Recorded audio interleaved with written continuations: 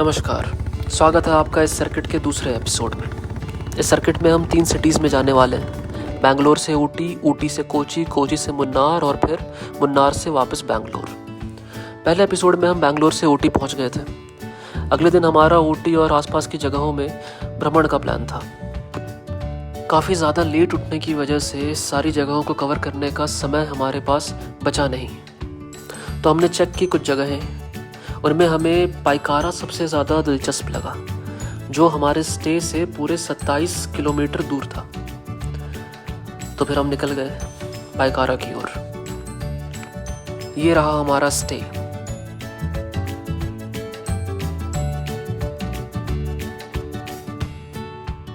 और ये हमारे स्टे से व्यू, ये हमारे कमरे से बाहर का व्यू। और ये हम निकल गए।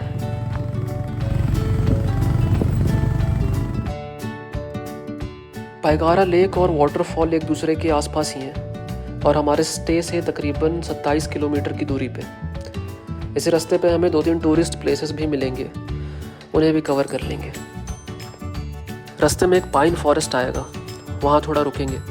उसके बाद फिर एक बहुत ही फेमस शूटिंग पॉइंट आएगा, जहाँ पे कई फिल्मों की शूटिंग हुई है, वहाँ भी थोड़ा रुकेंगे।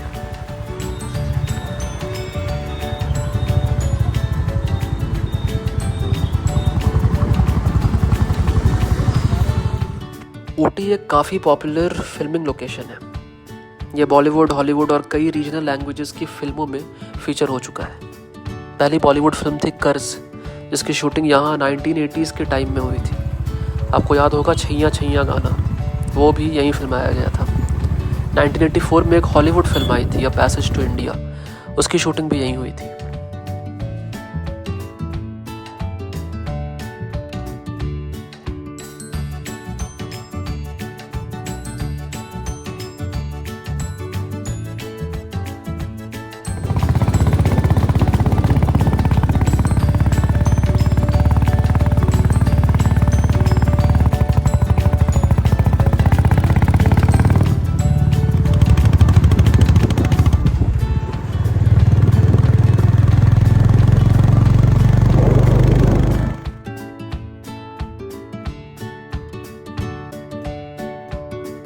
टीपू सुल्तान के पतन के बाद 1799 में ब्रिटिश ने मिलिट्री रीजंस के लिए नीलगिरी की खोज की। कोयम्बटूर के कलेक्टर जॉन सलिवन ने इसकी अच्छे और स्वस्थ क्लाइमेट की रिपोर्ट की, जो बीमारों के लिए आइडियल थी। उन्होंने वहां बसकर स्टोन हाउस का निर्माण किया, जिससे मॉडर्न ऊटी की शुरुआत हुई।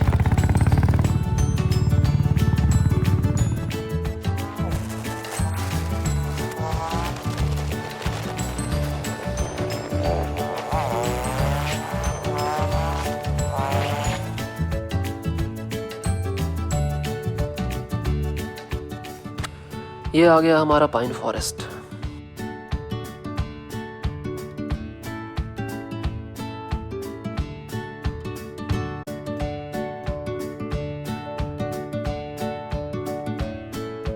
यहाँ दिखे हमें ये लंबे लंबे पेड़ और ये छोटे छोटे बंदर।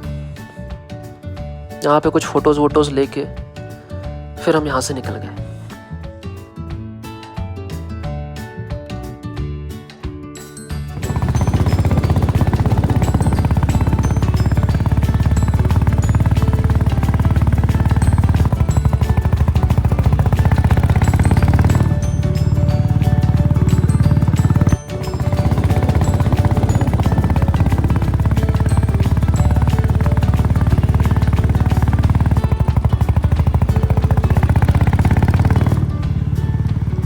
अब ये आ गया Wenlock downs 9th mile shooting point. कई फिल्मों के सीन्स की शूटिंग हुई है यहाँ पे। Some of the most famous ones are Deewana, Raja हिंदुस्तानी और कुछ कुछ होता है।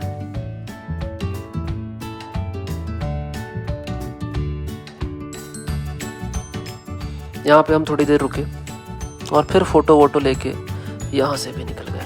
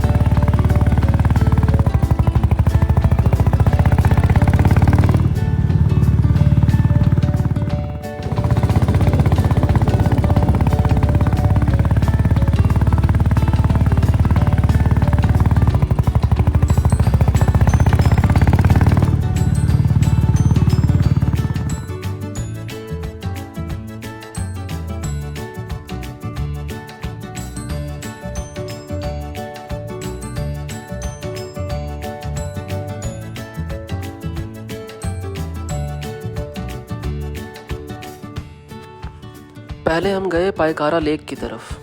पहुंच के पता चला कि शाम 5 बजे उसकी एंट्री बंद हो जाती है, और हो चुकी है। साथ में ये भी पता चला कि पायकारा वाटरफॉल की एंट्री 5:30 पे बंद हो जाती है। तो जल्दी से हमने मोटरसाइकिल को वाटरफॉल की तरफ मोड़ दिया। पहुंच गए हम इस गेट पे। इसके अंदर सिर्फ लोकल गाड़ियां अलाउड थीं, तो फिर अपनी बाइक को बाहर पार्क करके हम पैदल निकल गए।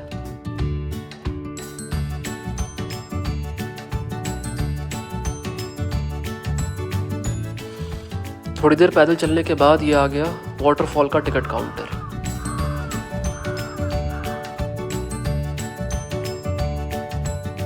यहाँ से थोड़ा नीचे उतरने के बाद हम पहुंचे काफी खूबसूरत से वाटरफॉल के पास।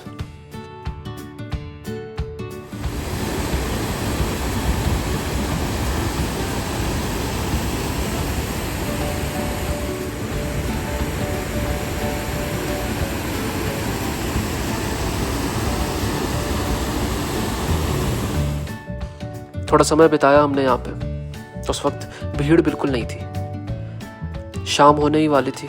थोड़ी देर वहाँ रुक के फिर हम वापसी के लिए निकल गए।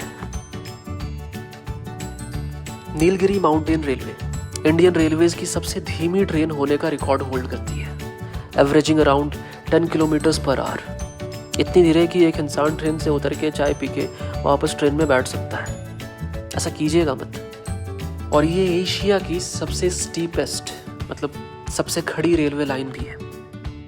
नीलगिरी रेलवेज जुलाई 2005 से एक यूनेस्को वर्ल्ड हेरिटेज साइट भी है। ये 45 किलोमीटर की दूरी 4 घंटे 50 मिनट में तय करती है, जिसमें 208 मोड़, 16 सुरंगें और 250 पुल शामिल हैं।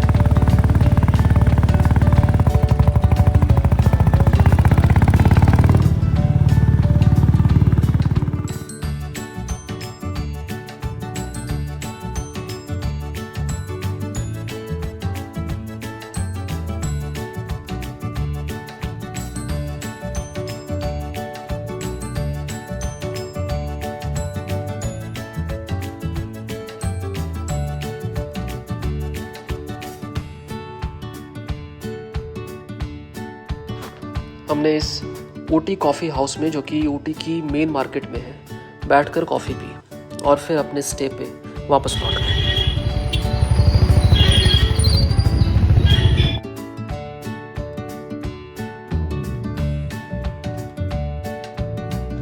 अब अगले दिन हम निकलेंगे ऊटी से और जाएंगे कोची। तो मिलते हैं अगले एपिसोड में। ऊटी टू कोची।